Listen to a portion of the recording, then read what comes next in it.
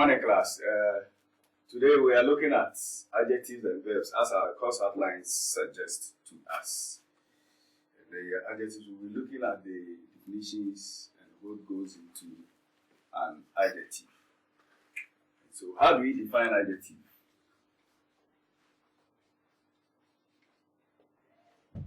We say that adjectives modify nouns. Adjectives modify nouns. How do they modify nouns? They either pre-modify or post-modify. When it pre-modifies, it means it comes before the noun it modifies. And when it post-modifies, it comes after the noun it modifies. That means it is seen at the predicative level. So this is how adjectives work. Now, when they pre-modify, we say they are performing attributive functions. And when they post-modify, we say they are performing predicative functions. Now, it is attributive because it comes before the noun it modifies. And so we can have example like young girl,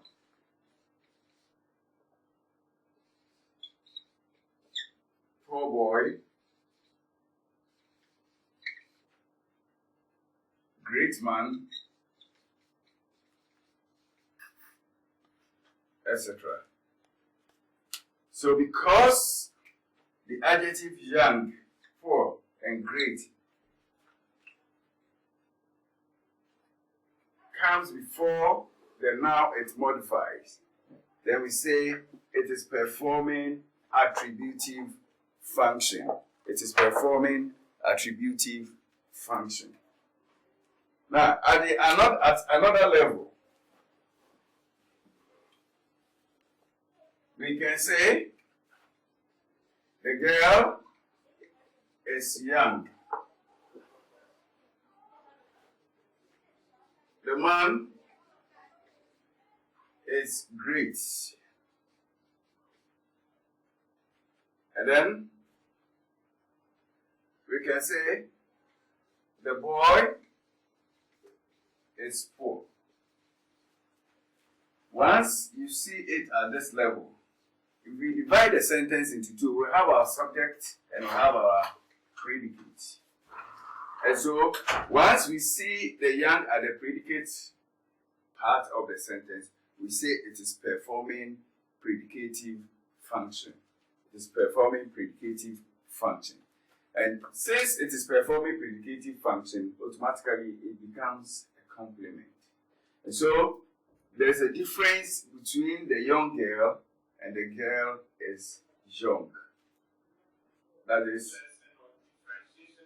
the girl is young and the young girl are two different statements altogether. And so, if you say young girl, then it is attributive. But if you say the girl is young, then it is predicative. Alright. But there's one thing that we need to get at the back of our minds. That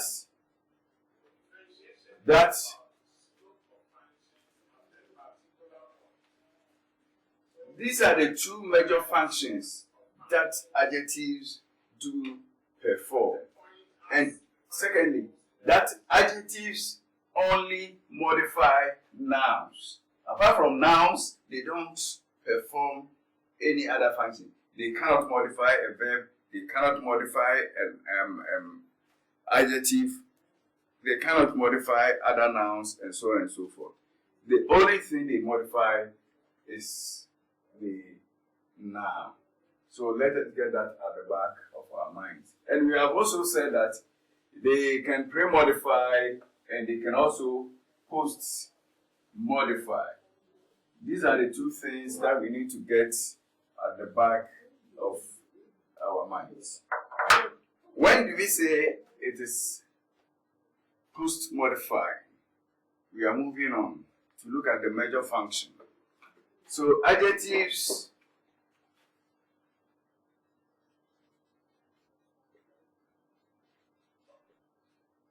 are said when they post modify.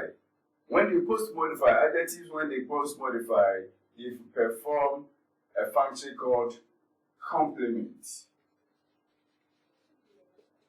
And here at the complementary level, it could be subject complement and object complement. Subject complement or object complement. So if you say the girl is young, the young here is giving additional information about the girl. And so it becomes what we refer to as subject complement. And if we write the man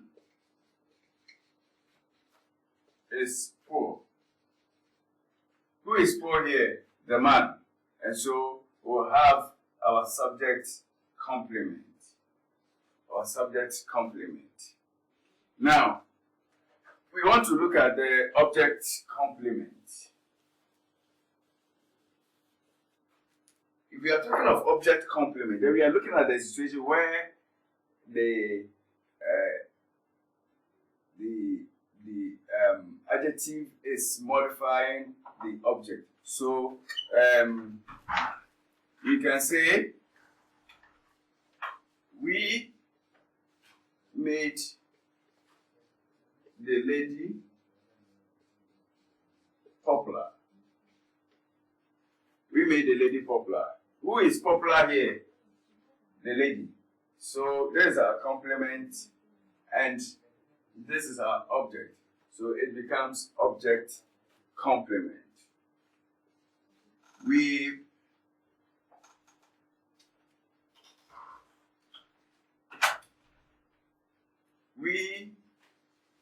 made him rich. Who is rich here? Him. And so this is our object and this is our complement. So this is how the object complement is. We have seen the subject complement and we have also seen the object complement.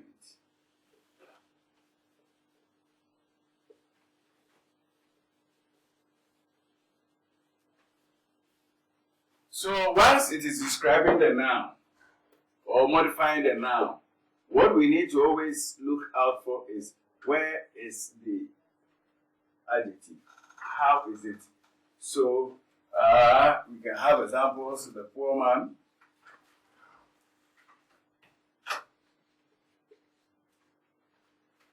the rich girl, etc. So you see that adjectives can also come between the article and what? The noun, when they are pre-modifying. But when they are post-modifying, then they come after the main verb of the sentence. And so we can say, the man is poor, or the girl is rich. And otherwise, it is performing a complementary function. That is the predicative function, and then automatically it becomes our complement here. So that is the other side. But at certain points, we can change this to perform or the function of a noun when it is playing a nominal role. And so here, instead of saying the poor man, you can say the poor. And it is still seen as, it is now seen as a noun, but not an adjective, because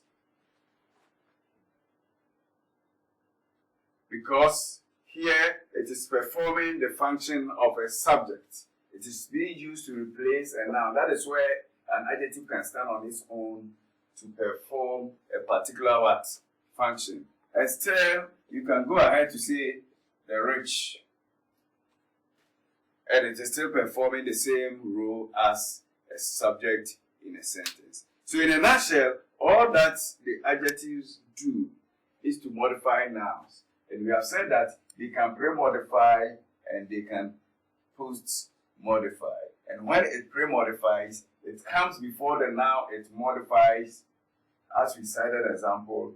And then when it post-modifies, it comes after the main verb of the sentence. So that is how it is. Then we move on to look at verbs. Verbs. Now, wherever you see the verb, it remains a verb. That is the primary function. And any other thing associated with it, we say it remains, except when it moves from its position to perform the function as a gerund, which is using the ing form of a verb to form what? To become, or to change it to become a subject in a sentence. Then once it becomes a subject, we call it a gerund. And so we are not talking about that now. So let us look at verb. And then we say that verbs express actions and a state of being. It expresses an action or a state of being. Example: sit, stand, dance, love, anger, and a whole lot of things we can talk of. Why am I writing love and anger? They are all expressed because we are talking of where we cannot see or touch something. And so once they can be expressed, then we say they exist and they form part of a state of being. But the actions like jump, stand, sit, dance, of which we could see, all form part of a verb. Now, in dealing with verbs, we have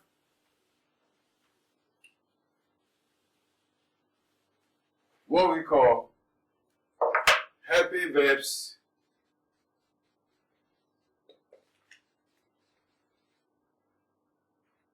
or, in other words, it is called the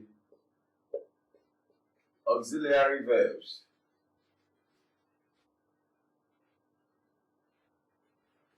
And we can also have the full verbs or the lexical verbs, of which we can associate meaning with. So if you say dance, we can associate meaning with dance. If you say sing, we can associate meaning with. If you say stand, we can associate meaning with. But if you say is, you can't associate meaning with it. Again, you can't associate meaning with was, are, were, etc. So they are referred to as helping verbs. So if you write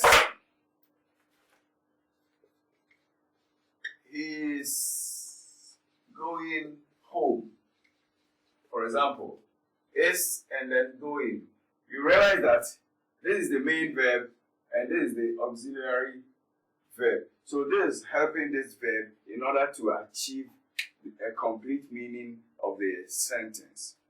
So let us look at the various forms of sentences. Verbs. We have said that we have main verbs or the lexical verbs and grammatical verbs. The lexical verbs are meant for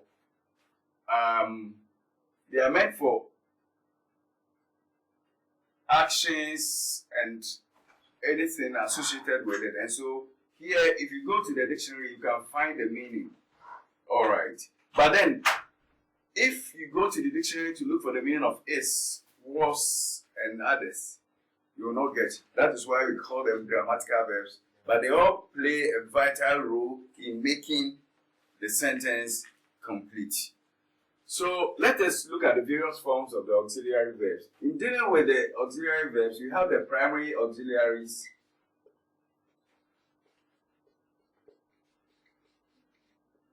and we have the secondary auxiliaries.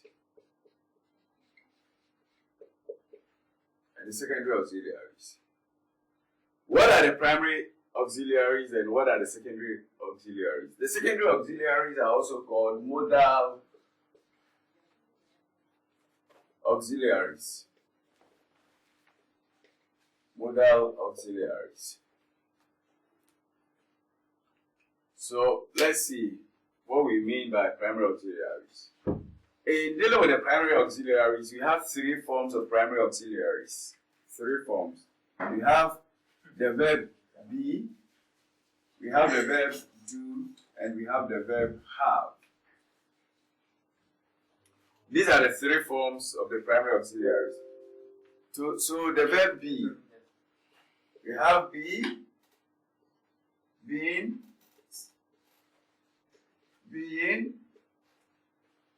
is, was, were, and then are. They form the verb be. They form the verb be. Then if we come to the verb do, we have do, does, doing, and then did.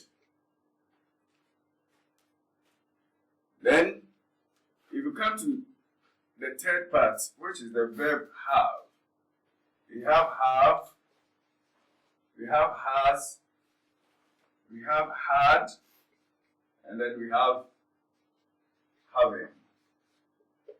They form the primary auxiliaries.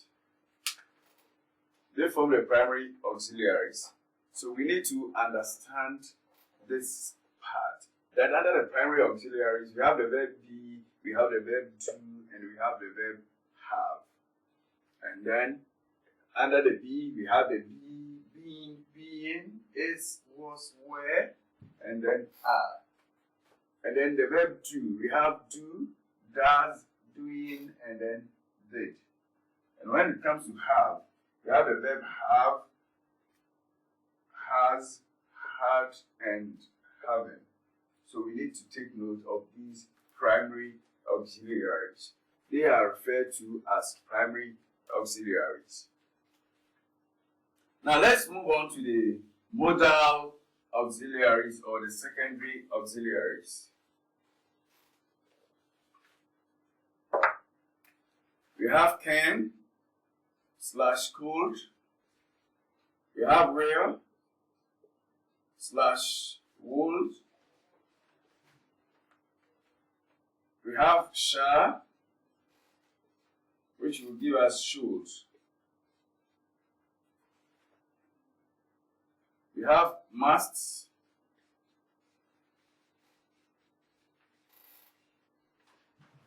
Might.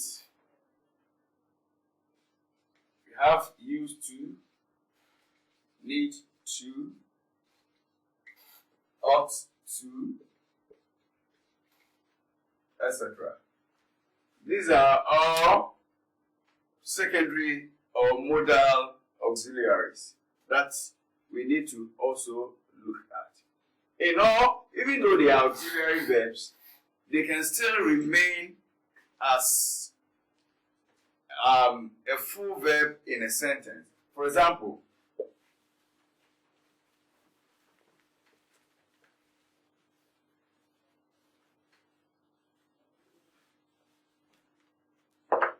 if we write, the man is no more. This is our verb and it is a full verb. It is not helping any other verb. Or if you write, he is sick. Is here is a full verb. It stands on its own and it is performing its function as a main verb in a sentence or a full verb in a sentence. It is unlike he is going to the hospital. He is going to the hospital. So if we write he is going to the hospital, we have a helping verb here and a main verb here, of which this helping verb, which is auxiliary, is helping the main verb to attain or achieve its goal in the sentence.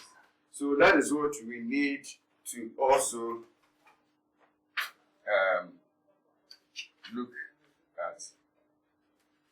Now, in dealing with verbs, we have the transitive and the intransitive verbs. We have the regular and the irregular verbs.